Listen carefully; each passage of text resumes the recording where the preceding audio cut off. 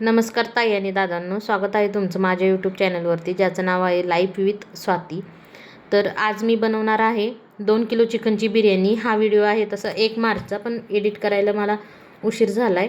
तर त्यासाठी मी बड्डे होता, त्यासाठी मी 2 किलो चिकन बिर्याणी बनवणार होते. तर चांगलं चिकन वगैरे धुवून घेतलं मी आणि त्यात आलं लसूण पेस्ट वगैरे घातली, मीठ घातलं आणि मीठ घातल्यानंतर मग त्यात मी 4 म्हणजे 5 जे बिर्याणी मसाला असतो ना, तर ते 4 पॅकेट घेतले होते. तर ते 4 पॅकेट मी बिर्याणी मसाला घेतला आणि 2 पॅकेट चिकन मसाला असं घेतलेलं होतं. आणि त्यात माझं थोडंसं घरचं लाल तिखट पण घातलेलं होतं, नॉर्मलवालं घातलं होतं, जास्त तिखटवालं नव्हतं घातलं. तर आता ते मी टाकून घेतलं आहे आणि त्याच्यानंतर मी परत थोडंसं तिखट टाकून घेतलं आहे, की जास्त 12 लोकांसाठी होती ना, त्यामुळे मग मला जास्त स्पायसी करायची नव्हती, जास्त अशी अळणी करायची नव्हती की अशी खायला टेस्ट नाही लागणार अशी. त्यासाठी मी मग थोडं माझं घरातला मसालाही टाकून घेतला, कांदा लसूण मसाला आत्ता नवीन केलेला. त्याच्यानंतर 2 पळी मी त्याच्यात 2 ते 3 पळी मी त्याच्यामध्ये तेल टाकून घेतलं आहे. आणि आता थोडंसं दही घालून घेणार आहे मी 4-5 चमचे. आणि त्याच्यानंतर मग मी ते चिकन मॅरिनेट करणार आहे. आता हा भाऊजींचा वाढदिवस असल्यामुळं आम्ही सगळे घरचेच लोक होतो, तर तेवढ्यांसाठी मला ही बिर्याणी बनवायची होती. आणि बिर्याणी खूप छान झालेली. आता मी त्याच्यामध्ये पुदिना टाकून घेतला आहे, डायरेक्ट चिरून वगैरे नाही घेतला मी पुदिना, डायरेक्ट टाकला आणि मिक्स करून घेतली सगळं. तर मिक्स करून घेतल्यानंतर मी हे परत याच्यामध्ये फ्रीजमध्ये 2 तास मॅरिनेट करायला ठेवणार आहे. लवकरच सकाळीच रविवारचा दिवस असल्यामुळं सकाळीच आणून ठेवलेलं होतं आणि मॅरिनेट वगैरे करून मी ठेवलेलं होतं. आता 4 वाजता मी नंतरनं तांदूळ करायला घेतली बिर्याणी. तसं मग मी डीमार्टमध्ये बिर्याणी राईस म्हणून मिळतो बघा, तो आणलेला होता 1 किलो 100 ग्रॅम तो तांदूळ होता. आणि त्याच्यानंतर आता हे नवीन पॅकेट यायला लागलं पुलावचं म्हणून, तर तो अर्धा किलो होता. आता 12 लोकांसाठी तेवढं, त्याच्यातलाही भात उरलेला होता 12 लोकांसाठी, एवढी म्हणजे बिर्याणी करून पण त्याच्यातला मी व्हाईट राईस जरासा बाजूला काढून ठेवलेला होता. आता मी हा तांदूळ सगळं स्वच्छ धुवून घेणार आहे आणि हा पण 15 मिनटं तरी मी हा भिजत ठेवणार आहे. त्याच्यानंतर मी एका साईडला काय केलं, पातेल्यामध्ये मोठं पातेलं घेतलं, ज्याच्यात मला बिर्याणी नंतरनं दमला द्यायचं होतं, तसं मोठं पातेलं घेतलं आणि पाणी गरम करायला ठेवलं त्याच्यामध्ये. आणि एक साईडला कांदे कट करायला घेतले मी. कांदे आता मी 2 किलो बिर्याणीसाठी कमीत कमी 1.5 किलो कांदा तरी मी घेतलेलाच होता, तेवढा कांदा मी आता कट करत होते. आणि काही कांदे मी साईडला ठेवलेले होते. आता बघू शकता तुम्ही मी कांदे किती मस्त असे बारीक स्लाईसमध्ये कट केलेले आहे. तर कांदे कट करून झाल्यानंतर इकडे पाणी तापलेलं होतं, त्याच्यामध्ये मी मीठ टाकून घेतलं आहे.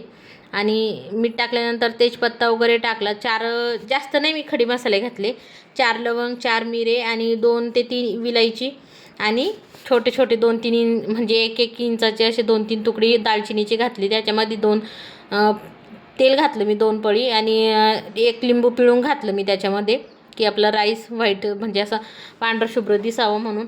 तांदूळही चांगला भिजलेला होता. त्याच्यामध्ये मी आता पाणी थोडंसं उकळत आल्यानंतर त्याच्यामध्ये मी तांदूळ टाकून दिला. आणि आता मी तांदूळ चांगला शिजू देणार आहे. म्हणजे मी 75 म्हणजे 80-85% तरी मी चांगलं तांदूळ शिजू देते, कारण की असं जास्त जास्त असं मोकळा राहिलेला पण चांगला नाही वाटतो. त्याच्यात मी इकडे तांदूळ शिजायला टाकून दिला आणि पलीकडल्या गॅसवरती लगेचच एका पातेल्यामध्ये 5 ते 6 पळी तेल टाकून कांदा मी आता शिजायला घालणार आहे. जिरं त्यात टाकलं फोडणीला जरासं आणि कांदा टाकून दिला. मी काही कांदा तळत वगैरे नाही, असं बिरिस्ता वगैरे असं तयार नाही करत बसत मी, डायरेक्ट कांदा शिजून घेते असं मऊ होईपर्यंत. चांगला कांदा शिजून घेतला की मग त्याची ग्रेव्ही पण म्हणजे मऊसूत शिजला की तो खायला पण असं जास्त हे लागत नाही, कचर लागत नाही आणि ग्रेव्हीलाही छान होतो तो कांदा.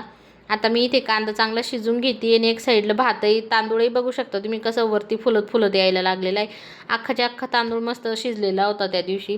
कांदाही आता माझा थोडासा मीठ घालून शिजवल्यामुळं तो लवकर शिजून जातो.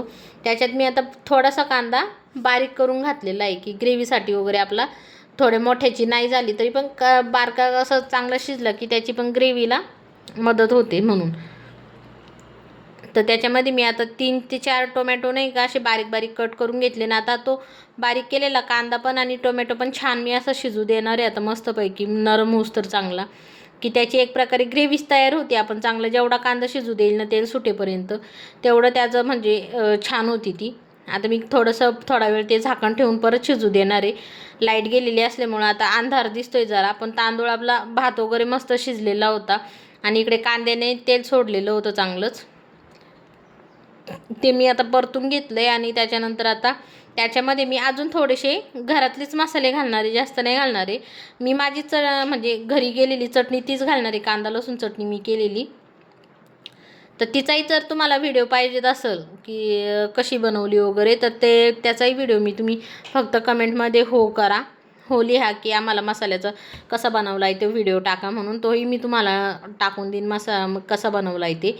घरीच बनवला आहे मी मसाला, तो पण खूप छान झालेला आहे. आता मी याच्यात मसाले वगैरे टाकून घेतले. आता चिकन टाकून मी शिजून घेणार आहे चांगलं चिकन वगैरे.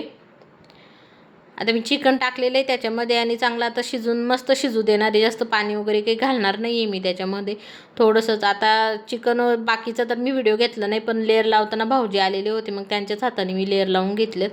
त्यांनाच म्हटलं थोडी मला मदत करा लेअर लावायला. मग आम्ही दोघांनी मिळून चिकनची लेअर वगैरे लावून घेतलेत.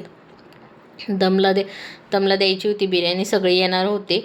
7-8 तरी वाजले होते भाऊजी येईसपर्यंत. म्हटलं मग अर्ध्या तासात होऊन जातं, सगळे 9 वाजेपर्यंत येणार होते. माझे बाकीचे दीर वगैरे, परत आहोंचे मामा मामी पण होते, त्यांची सुनबाई मुलगा ते पण येणार होते, पण ते ऐन वेळेवर ते आलेच नाही. आम्ही 12 जण होतो, तर त्यातले 9 जण आम्ही राहिलेलो आणि बाकीचे 3 जण कॅन्सल झालेले. 4 जण आय थिंक नव्हते.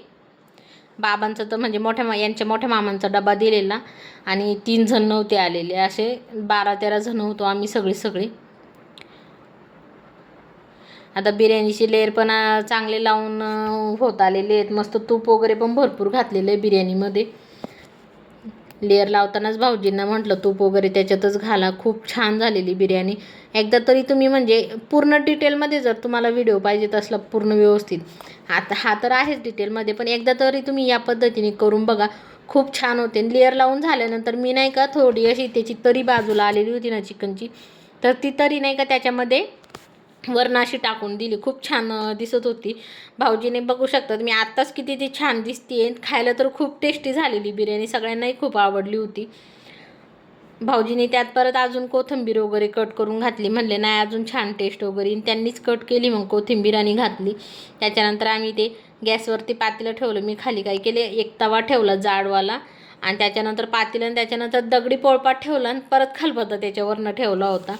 तुम्ही बघू शकता आता बिर्याणी किती छान दिसायला लागलेली, मस्त झालेली होती बिर्याणी, टेस्टी पण झालेली होती. आता इथे सगळे जेवायला बसलेले, मी त्यांना रिव्ह्यू विचारत होते कशी झाली म्हणून. ते खूप छान झाली म्हणत होते. त्याच्यानंतर मी कोशिंबीर पण केलेली होती आणि आम्ही सगळे अशीच म्हणजे पंगतमध्ये जेवायला बसतो. जेवतो आपापल्या हाताने, ज्याला कसं पाहिजे किती पाहिजे ते घेतो, असं वाढत मी बसत नाही. जो तो आपल्या हाताने घेतो जेवायला. आणि इथं आमचं चाललेलं होतं, सगळ्यांचं चालू होतं कॅमेरा वगैरे चालू आहे का, व्हिडिओ चालू आहे का.